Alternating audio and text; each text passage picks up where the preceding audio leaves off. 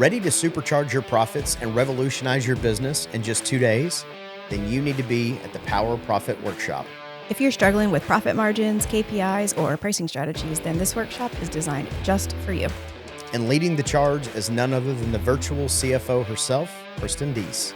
She brings the strategies, tools, and hands-on guidance to help you master KPI tracking, benchmark setting, and team accountability.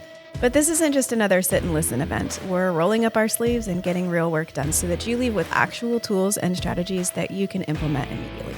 Plus, I'm bringing in other industry experts to help you crush your goals. And because you're a loyal Freedom Blueprint podcast listener, you get a special discount. You're going to use code FREEDOM at checkout to save on your registration. Seats are limited, so don't wait. Go to powerprofitworkshop.com and grab your seat today. Let's make more money faster. See you at the Power Profit Workshop. That's powerprofitworkshop.com to get registered. Running a home service business is hard. So how is it that some people make it look so easy? Well, we'll tell you. This is the Freedom Blueprint Podcast. It's always good to hear the wins that successful contractors have. But have you ever thought that the best advice would be to hear about the speed bumps they encountered, the mistakes they've made along the way? We're going to talk about the good, the bad, and the ugly. We want you to be successful and avoid the mistakes others have made. Let's get this party started. Welcome to the Freedom Blueprint Podcast. Now your host, Deese. Welcome to another episode of Freedom Blueprint Podcast. Happy Monday if you're listening to this episode the day it drops. If not, happy whatever day you're listening. I hope you're having an amazing day. And listen, today's episode, we're going to get into a pretty big topic and question here, which is trust important in leadership? Is it actually important? And today we're going to dive into a little bit more of that topic, the heart of trust in leadership. But hang on tight, because before we jump into that, I want to give you a free gift. I have a new ebook that has just come out. It's called From Pipe Dreams to Payday. And if you want to pick up a free copy, you can just text the word ebook to 850-750-5505. Again, that number is 850-750-5505. And text the word ebook, and you'll get a free copy of that book. I got to tell you, it's a pretty good ebook. I mean, I'm biased, but it was a fun project. My wife and I wrote a book. Gosh, it's almost been 5 years ago now that we released the book called When Your Business Partner Is Your Spouse. I will tell you, writing an ebook is a much different journey than the other book, but there's a ton of value in it. It's not a super long read. I think there's a lot of really good content. I was trying to keep it really short and concise. So check it out again. Text the word ebook to 850-750-5505. So let's jump into today's topic. Today's topic is trust important in leadership? And I think if we, at first, if you hear that, you just automatically go, well, yeah, of course it is. But is it really? I mean, we hear a lot of things about trust being the foundation of really any kind of relationship. But I wanted to dive in a little bit on the side of leadership, because leadership is a little bit of a different animal. So let's dive into today's topic. Truth is, right now, we live in a time where trust is probably at an all-time low. I haven't done the research to know what percentage of whatever, but I think you'll probably agree with me right now. Trust is not at an all-time high. It's probably more on the all-time low in the world that we live in right now. And really, that's because people and organizations that we feel like we're supposed to be able to trust, we don't anymore. And obviously, the big one in the room is the mainstream media. That's a big one. Financial institutions now, there's a lot of shenanigans, we'll say, that are happening there. Government, politicians, there's so many different things that assume have our best interest. And for some people, they were born thinking that we're supposed to trust certain people or organization, or growing up thinking that we're supposed to trust, that have really started to kind of crumble over the years. I don't even know how long it's been, and I'm sure as you heard just those couple little examples, I'm sure you have a few that you're thinking of on your list that you would give as an example of either people or organizations or foundations or whatever that you kind of have that a little bit of trust concerns or issues with?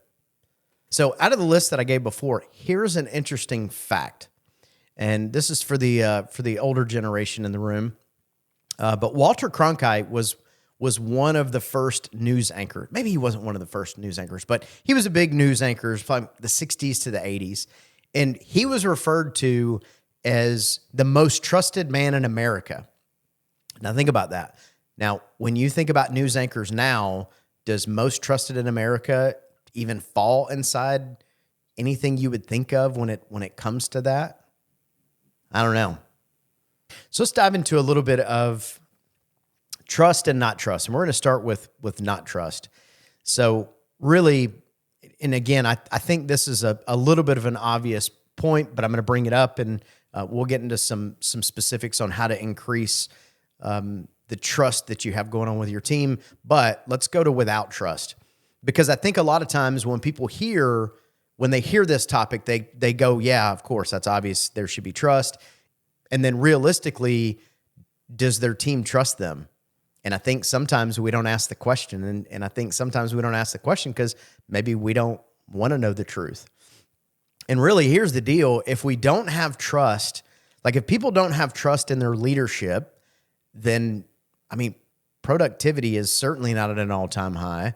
Growth is not on fire and growing.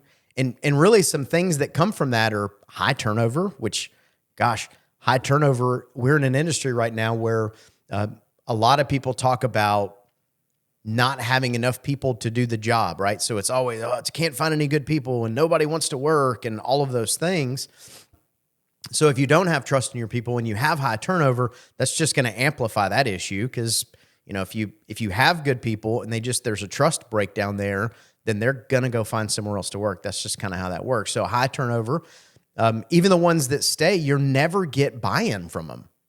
Right? If they don't, you're not going to have buy-in if they don't trust you. Goals won't be important. Goals won't be important because realistically, there's a good chance that they're just kind of there to get a paycheck. Like they're just there getting a paycheck. And really, when that kind of thing happens, there's no, you're not getting 100% of output. Like you're getting just enough for somebody to get by, which is not a win for anybody. It's not a win for you as the leader. It's not a win for the team member because they're not progressing or growing or advancing or anything like that. And the other thing is, as a leader, if you don't have a lot of trust, I'm guessing you don't share vision. But if you do share vision and they don't trust you or don't trust your vision, you're just not ever going to get any buy-in. That's just, they're not going to buy in because they're not going to want to be a part of something that they don't trust. So one of the things that you can kind of do a little bit of a self-evaluation on where you are on the trust factor. Obviously, you can ask your team. I think if you just came out and asked them, they're probably going to give you whatever answer you want. There are actual ways to do some asking without them feeling like there's a recourse. Here's some ways to build trust in your team. First thing is, and this is going to be a hard one to believe just because I think a lot of times people think that team they don't want clear expectations, but they do. You've got to give your team members clear expectations, very clear expectation. What is expected of them? What is their job? Nothing should ever be subjective. And I think that's one of the hardest things about running a service, probably any business, but I've only run service business. So I'll speak to service businesses, which is having clear expectations that that are not subjective. Clear. Did you hit it? Yes or no? So I think the more clarity you get on that, the better that gets for the team because now they're not guessing. And one of the worst things that a team member can do is guess if they're doing a good job or not. The other thing is accountability. Accountability means, there's a couple of things, but one of the things on accountability is if you give them clear expectations and they're not hitting those expectations, you have to let them know, hey, I see you and I know that we're not hitting these, and you need to have that conversation. On the flip side of that, when there's clear expectations, if they are hitting it, you have got to make sure that you're leaning in to celebrate the win and not just using you can't just be accountable when things go bad. Like there's got to be a high five. There's got to be both sides of it. The other thing with accountability is really leading by example. I always think about this as a parent, and I want to say this a lot, and I sometimes I do, but do as I say and not as I do. Like that's just such an easy way to just be like, do what I say, not as I do, and you'll be fine. So clear expectations, accountability, two big parts of having trust with your team. The other thing is consistency.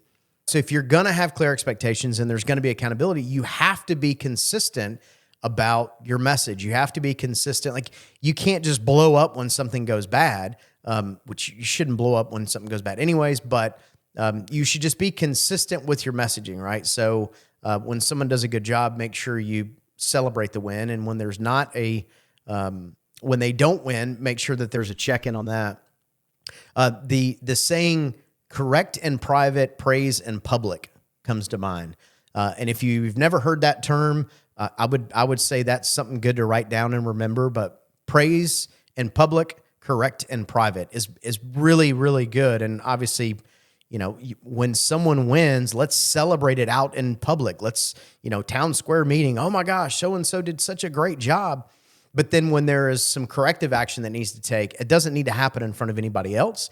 It needs to happen behind closed doors in private so that there is an open, honest conversation and about what's going on. One of the other things is empathy and understanding, and really encouraging an open communication and listening and being able to listen to what's going on and being able to handle that conversation. A lot of times if you sit down with a technician, and this is not something you normally do, when you sit down with let's say a technician whose close rate's not where you want it to be, if you don't have very specific guidelines and clear expectations, I promise you what you're going to hear back is going to be something to the effect of, I don't get good calls, or they all go to Jimmy, or whatever kind of thing it is. So even if you don't buy into what's going on, you still have to be empathetic, understanding, and you still have to listen to that concern, which I know for a lot of us, we feel like we're too busy for that crap. Like, just figure it out. Go close a job. Go sell a job. And the truth is, we have to make time. And as a leader, that's our job. Like, literally, leadership is about clearing out the garbage out of the pathway of your team members so they can go be successful. That's literally the core, probably the single, for me, like when I think of leadership, that's the thing I think about. Your job is to clear the path so that they have a clear path to success. And, these are some of the things that will get you there. Another thing is training. We have to train our team. They're not going to get better by just going and messing it up over and over again. So we have to train. We have to invest the time, the effort, the energy, the money. Like, we just have to do it. You have to train how to learn every skill. And it doesn't matter. There's all kinds of new skills coming out, new tools, new whatever. We have to make a priority to training. And then you have to empower them to go out and do what it is that you're training on. And again, this all goes back to clear expectations, accountability, consistency, empathy, right? You see how this is all flowing here. Another thing I've got on here is act with integrity, transparent, and authenticity. Those are three really, really big terms that I've kind of lumped into one thing, and I've done it really on purpose because I don't want to go in, like, we can have a whole series of podcasts about those things. But at the end of the day, as a leader, sometimes it's easy to forget that we're human, and it's easy to forget that we don't have to have all the answers. We're not perfect. Our team does not expect us to be perfect. So the point I'm getting to with this is, if you mess something up, own it. Don't just own it to your team. Right? If you completely, let's say you run a call with one of your tech, you're doing a ride along, or you yourself are still every now and again in a truck and selling. You go to a house, and we've all been there in front of a customer where we're like, this is just not going well. What is happening? How do I get this train back on the track? And maybe you don't get it back on track, or maybe you do, but those are really good stories to share with your team in order to get them to really have that trust and authenticity in you as a leader, is to not try to be perfect. We're not perfect. There's no perfect people. Like, We're just not. And so the faster we get over that, and the quicker that we become human with our team, and we're in the trenches with them, and we acknowledge when we mess up. Now, again, you can acknowledge your wins too, but let's not spend all of our time beating our chest on, look at this great thing that I did, because nobody likes that guy either. Let's be honest. So, so to kind of wrap all this up as well, I think one of the exercises that you can do to kind of roll these things in and really ensure that trust and transparency is happening in your business is by doing one-to-ones. And for anybody who listens to the show on a regular basis, I talk about one-to-ones. I think one-to-ones is one of those things that probably made the biggest impact on my business when I first started doing them. This is probably 15 years ago. And there was about a 5-year period of time where I knew what one-to-ones were. I knew I was supposed to be doing them. I had mentors telling me how important they were. So I had the information, but I didn't do squat with it. And so I'm sure some people listening, you can kind of relate to that. Like there's information, like you're like, I know the information, but I haven't applied the information. Just known information that's not applied doesn't do us any good, right? It's I don't want to say worthless, because it's not worthless, but until you apply it, it doesn't really have a positive impact on your life. And so finally I got to the point where in my business, I was a little bit frustrated. And by a little bit, I mean a lot. And everything was a problem. And I blamed everyone and every situation except the person who was actually responsible for all that, which as the late, great Michael Jackson said, it all started with the man in the mirror. So when I finally got to the point in the business, I said, you know what, I'm going to make the time to start doing one-to-ones. There's like this really impactful, crazy thing that happened that really shifted me and my leadership since I've done it. And I literally can remember the very first one. And I'm going to tell you the story about it too, because I think it's kind of valuable. But I had a technician. He was fairly young, bright guy, hustled, got after it, like just was ready to take on the world. And, those guys are amazing, but you also have to kind of harness, and you have to, there's certain things you have to do with people that have that kind of drive in order to make sure that they're in a good spot. So one day there was constant issues, but finally one day I sat down, and one of my mentors just kept telling me, like, how many times I got to tell you, you got to do a one-to-one. You want to know what's going on. You got to start doing these one-to-ones. And for me, really, when I looked at them, I thought, it's a form. It's a form I have to fill out. And it's just one more thing. And then when I fill out the form, what the heck am I going to do with it? And then, right. So I went to all the reasons why I shouldn't do it versus listening to the person who's done it. It's impacted him. There was a reason he was my mentor. So I sit down, and I remember talking with this technician and asking, just being present. Like that's the biggest thing about one-to-ones is, yes, you should have a little bit of an agenda, but really when it comes to doing these one-to-ones, it really needs to be more about listening. Like it's really coaching is what it is. But I remember sitting out with this technician, and he was married, and they had a kid on the way, and they were living in an apartment, and the wife was not having it. Now she's pregnant. She wasn't really working. So all of this was falling on his shoulders. And just, I can remember being a young married person with a pregnant wife. Like there's a lot, like you feel like there's so much pressure on you because you have to get out and get after it and do the things. And now you're the entire livelihood. And if you fail, like all these negative thoughts come in your head. But I started talking to him about what is it that's going on. And he starts to share this with me. And what his wife really wanted was to buy a house. She felt like buying a house was going to be one of those things that was going to allow them to feel a little more secure in their family, because now life looks different. When you start to have kids, you got to start thinking about things like schools and whatever. And really what ended up happening is we ended up being able to match our whys together, right? So for this guy, he was working 5 days a week for me, and then he was hustling on the side the other 2 days a week, and sometimes at nights, trying to do other things to make money. Now, I'm not talking about side work, and I could do a whole other show on my passion about side work and about how it's not okay. And anyways, again, he wasn't doing side work competing with us. That's not what he was doing. He was out doing work. He was like fencing, like whatever he could do, like kid was hustling. And so what we ended up doing was sitting down and coming up with a win-win, right? So he has this why and this goal, and I have this why and this goal, and we ended up matching them together, right? It's like, okay, well, cool. Like, this is what your goal is. What do we need? And we started breaking this goal down. And a couple episodes ago, I talked about goal setting and I talked about SMART goals. And I sat down with him and a whiteboard and we broke down the goal of buying a house, right? Like, what's the timeline? How much money do you need? How much extra money do you feel like you need to make in order to do that? Which obviously tied right to bonuses. Like, all right, so if you're, instead of doing these other side gigs, if you're picking up 2 extra jobs a day, you're working less time, you're making more money. And then when he goes to the bank sees on his paycheck stub that he's making more money from his job. That helps him buy a house, right? Like, so we just mapped this whole thing out, and it was pretty incredible. Within about 6 to 8 months, I don't remember exactly what it was, but shortly after their son was born, they were able to buy a house.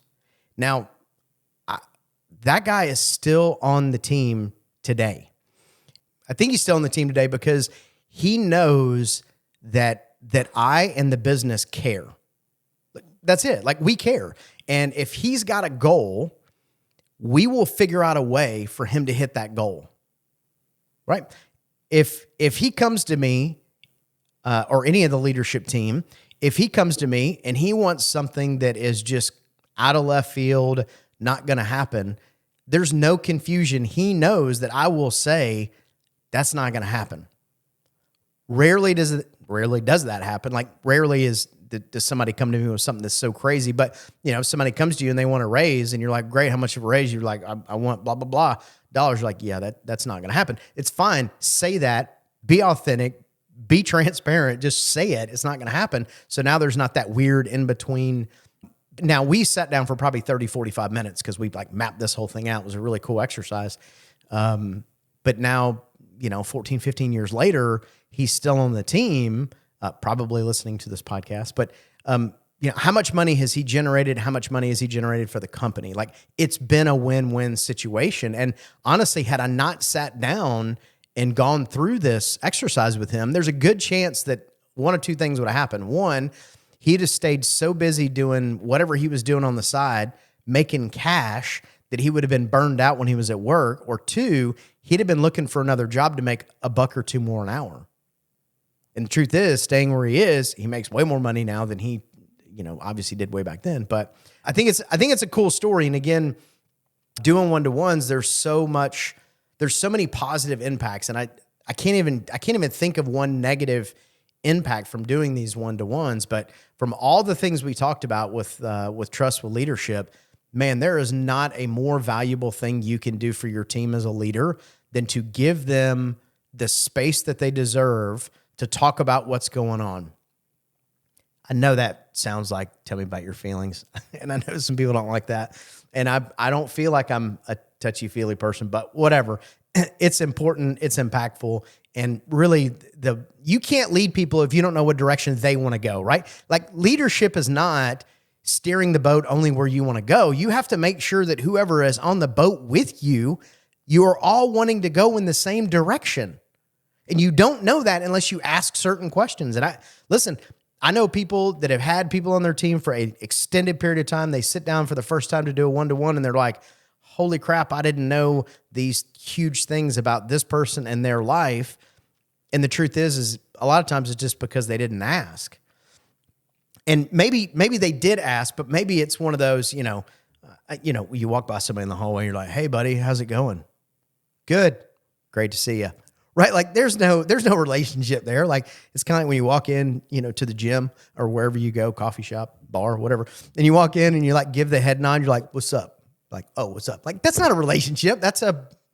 I'm sure there's a word for it. I don't know what it is, but make sure that when you're leading a team, dude, you got to take it more serious than that. You've got to lean in to the relationship side of it, because it is so, so, so important to do that. Hopefully that is helpful to kind of uncover a little bit of kind of my thoughts on leadership. And really, without trust, leadership it really loses its direction. It loses its impact.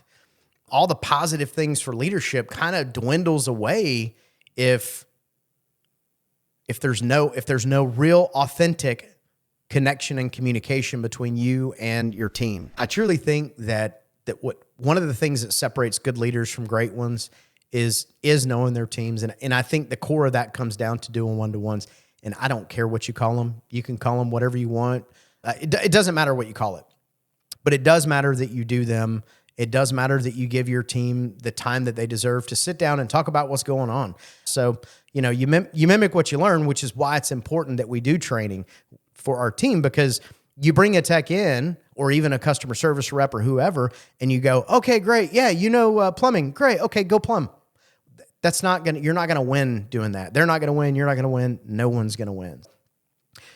So as we wrap this up, again, just to kind of go over those key things again, clear expectations, hold your team and yourself accountable, be consistent. Whatever you do, be consistent, be empathetic and understanding, train and then empower, and then act with integrity, be transparent, be authentic, and then give your team time to do one-to-ones.